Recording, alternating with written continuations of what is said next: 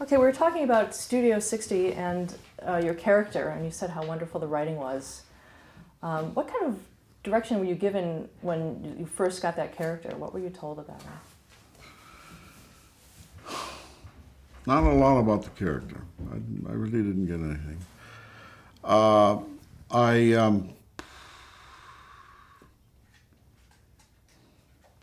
had difficulty on the first show because my first moments were speaking to a dinner guests, table filled with rich dinner guests. I certainly was nervous. I played a certain way, and Aaron's co-producer, what's his name?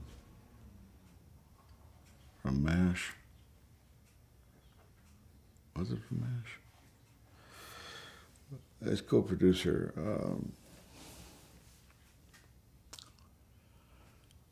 I chuckled on one line, after one line. And he came to me and he said, Ed, he was directing this episode. Ed, Aaron writes almost as if he's writing music, so that if the laugh is not in there, it might disturb the music. And I thought, what do you need an actor for? What is this shit? And he said, well, you know, we have it on the other one. Let's do it without the laugh. I said, okay, but I didn't care for the warning sign of surveillance that I might have to go through in a continuum of that part. And as it turned out, every time I thought of a change or something, and Aaron would watch the first rehearsal of a scene, and if I thought of changing something or adapting, and I'd mention it to him, almost always he bought it or convinced me that it wasn't correct. But the relationship was good. And the director, Tim, who was one of the associate producers, can't remember his name, he was directing. He was a good guy. And I suggested a change in cameras for this scene, and he liked it and bought it, and it worked well.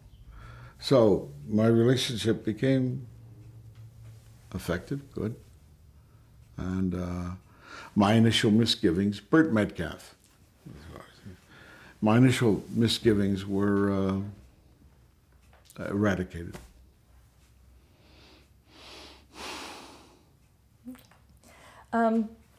CSI New York, the Yahrzeit episode. The what? Yahrzeit episode of CSI New York. Yeah. Well, I'm a Jew, and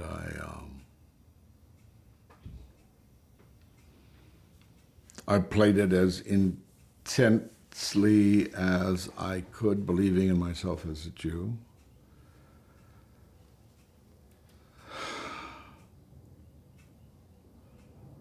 There was a double whammy there.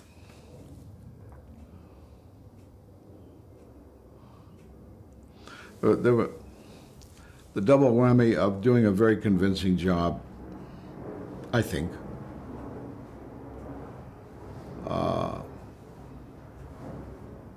playing this Nazi who was portraying himself as a Jew and fooling everybody. To be revealed at the very end of the script by his recitation of German, which translated to, "We should have killed them all." So that was the big shocker for the audience. They were sucked in. But then there was a subsequent sucking in for me when my son comes around the corner. My son, who I encouraged and raised as an Orthodox Jew, though I myself did not observe Orthodoxy. But he was gung-ho Orthodox. And when my son sees me and he realizes who I am and what I've done, and he turns and walks away, and I call out to him his name, beseechingly, implying, "Don't forsake me," which he is doing and does.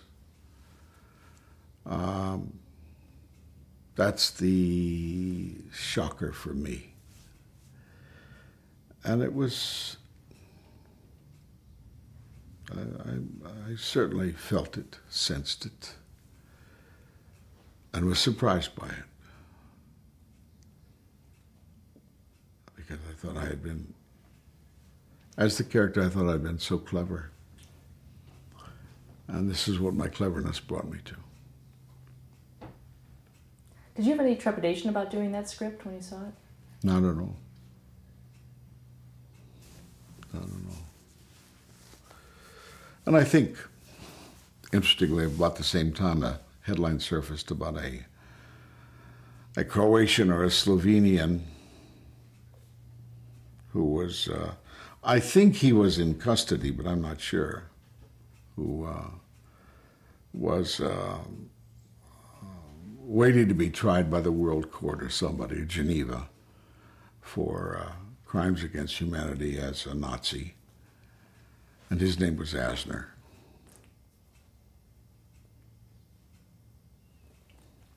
You also did the Christmas card in 2006. Mm-hmm. What about it? Can you talk a little about that?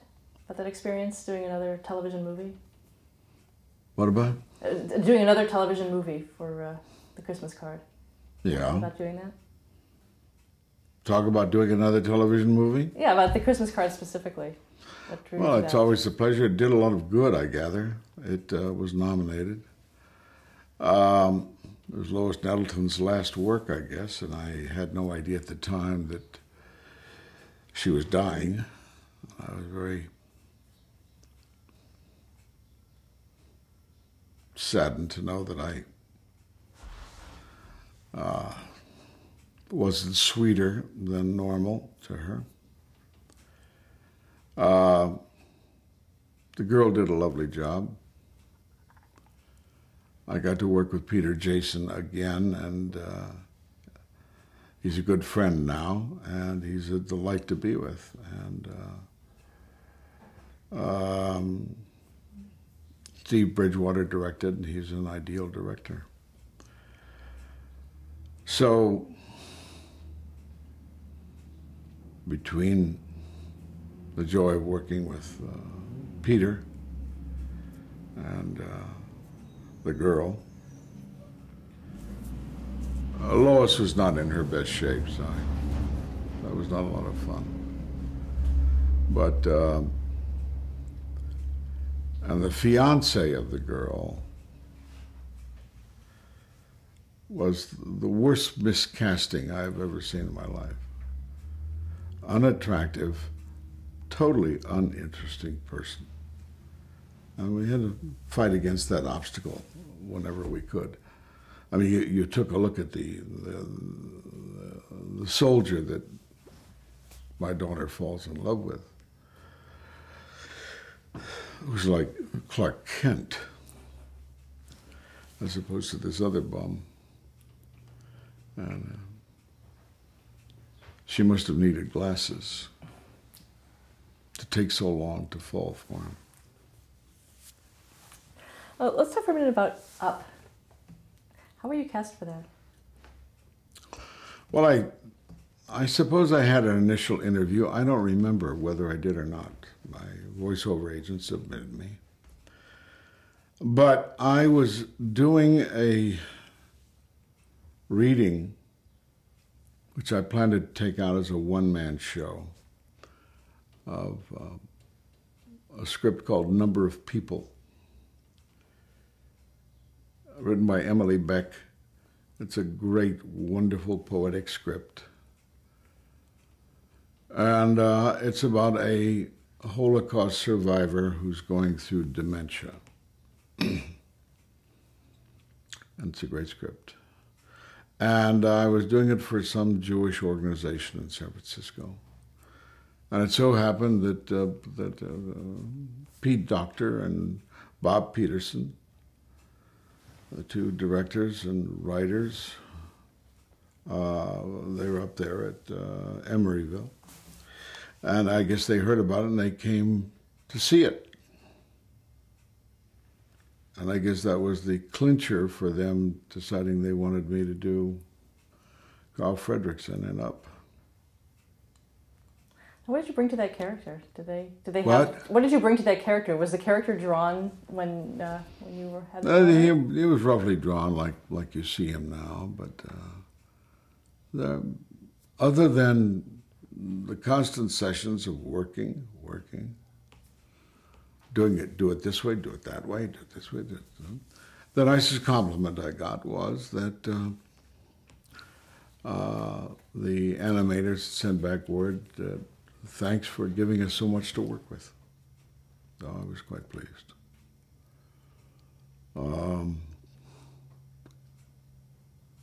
One day, they had a little riser there that I had seen before and had mounted, and no problem. One day I was rushing in to do the work, about halfway through the recording period, and I tripped and came crashing against the corner of a wall that was edged in iron, and split my head open back here.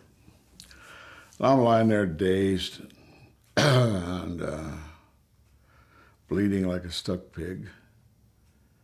And finally I'm able to get up, and they take me to St. Joe's Hospital. They put about 5 or 6 staples in. But I was fine by then. And I came back and I was able to do the full day's work. So I was proud of that. How long did it take, with all the voiceover work, to do that film? I started in late summer, early fall of 2008, finished in spring of 2009, and it opened 2 to 3 months later. What did it do for your career? Did people know it was you? Oh, yeah. I was reborn. Yeah. It was a come to Jesus time.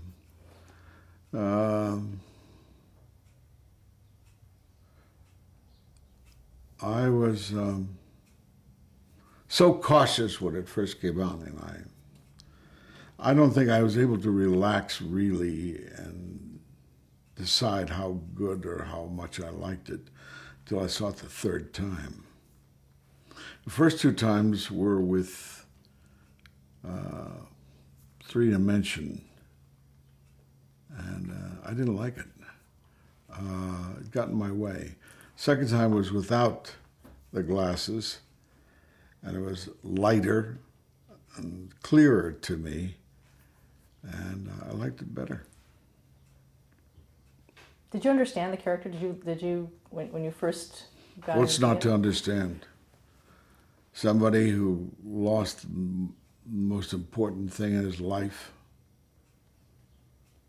and who was not a party goer to begin with, though he's in the balloon business,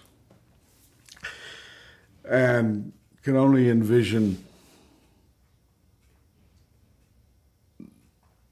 being freed with the sting of death so he could join his wife wherever she might be,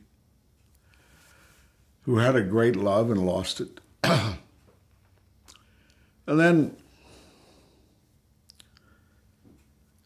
circumstance, he makes an omelet out of the broken eggs he's given. And it's a lovely twist of life. It talks about only mourn so long. And if you've got a life to live, live it and lead it. I've got a brother whose wife died about 6 months ago. 60-some years. And he's going with a woman now, a widow. And he's 87. And there's a good deal of shock by everybody who hears about it. And I think, go, man, go. Well, we know of your love and adoration of your wife. There's no reason you should be alone. And that's why he's doing it. Do you think that the fact that you did Up gave you that feeling, gave you that opened you up to that? Well, that happened after Up.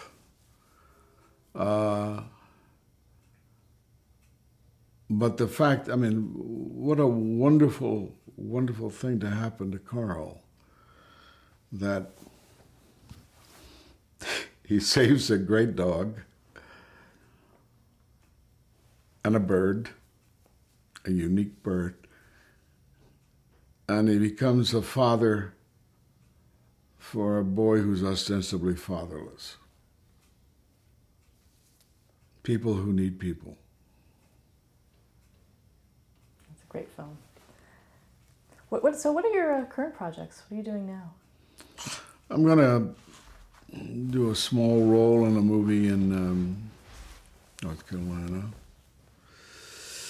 I'll leave tomorrow. I'll just be there for a day's work. Elephant size. Oh, yeah. Did another movie earlier in North Carolina called Elephant Size, S-I-G-H-S. And I worked with wonderful actors. It was a lovely script written by Ed Simpson. And the actors I worked with were wonderful. And I hope they get a distributor. I'll be doing another movie here, a day's work here, day's work there, another week's work in Texas on a film. And then I'll resume my tour of one-man show of FDR. You've been doing that for quite a while. It started last fall. It worked out well. What brought you to that project? Unemployment. I wanted something to follow up with the celebrity and the money.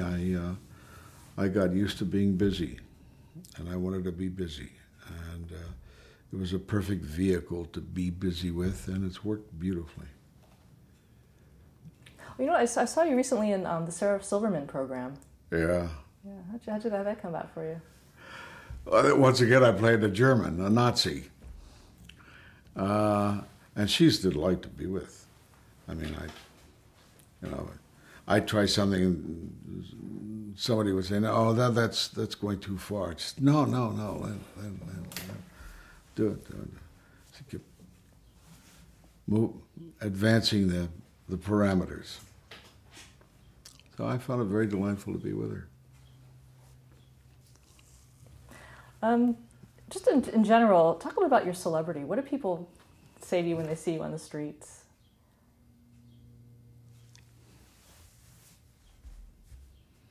Well, there's always those who are surprised to see I'm alive. No, generally there's a pleasure. A goodly number, not sure what the name is or where they remember me from. It's 50-50. A lot of recognition after Up, which was preceded by Elf, which did a lot for me. So that it's been cumulative, and there's always the Jay Leno, well, this impress had Asner sequences. So a little bit here, a little... How did that come about, that Jay Leno? Steve Ridgway is a writer for Leno, and he dreamed it up, and Jay bought it. And there I was doing it for about 7 or 8 episodes. What exactly were you doing? What exactly were you doing? No, they bring on people with ridiculous achievements, blowing up condoms with the nose, or ridiculous things. So they're about 3, and I'm to judge who's impressive and who is not. They're all awful. What question do you get asked the most by your fans? The pains in the ass would say, "Why are you so mean to Mary?" Always want to say, "Go to hell."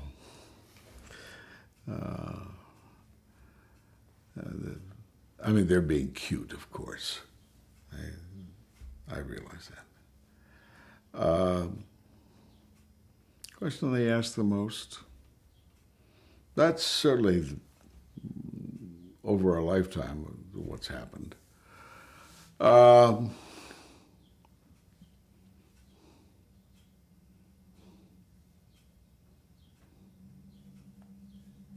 Nothing else compares to that. That's generally it. What questions they ask me the most? What am I doing tonight? What's it to you? I really can't think of anything else. What advice would you give to an aspiring actor today? Well, an aspiring actor today is in one of those chaotic periods that showbiz has ever been in. I certainly would look askance at somebody who was thinking of going into it, but I shut my mouth because nobody stopped me when I decided to go into it, and it would be not right of me to try to stop somebody else.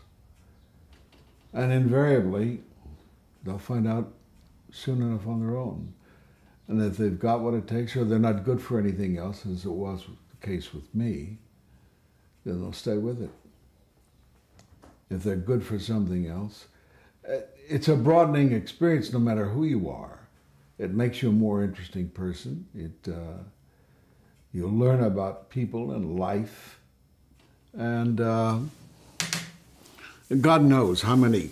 I mean, that's the one thing that impressed me when I came to California, that I'd look around the crew, and I would say that the vast majority had thoughts in their mind maybe of being an actor, doing this, getting into the business, peripherally, then deciding, well, okay, I'll be a cameraman. Okay, I'll be a sound man. I'll be a makeup man, a makeup girl. I'll be in the business. But a love for the business, an attraction for the business, the profession. And I found it, at the time, in '61 I'm talking about, a vast difference between the way crew moved and acted out here and the way they were acting in New York. I mean, they were too busy yawning in New York to really demonstrate much love. Found a great deal of difference. I think it's changed since then. I think people who really love movies get into it, want to be part of it. But in those days, we were probably occupied with the old stagehands from the theater.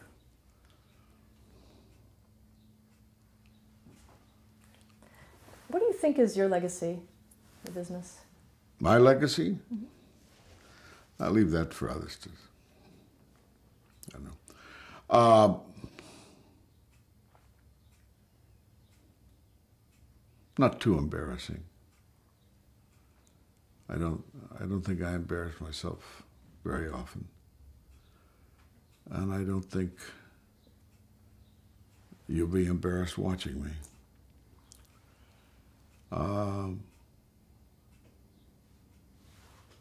What I do know now is that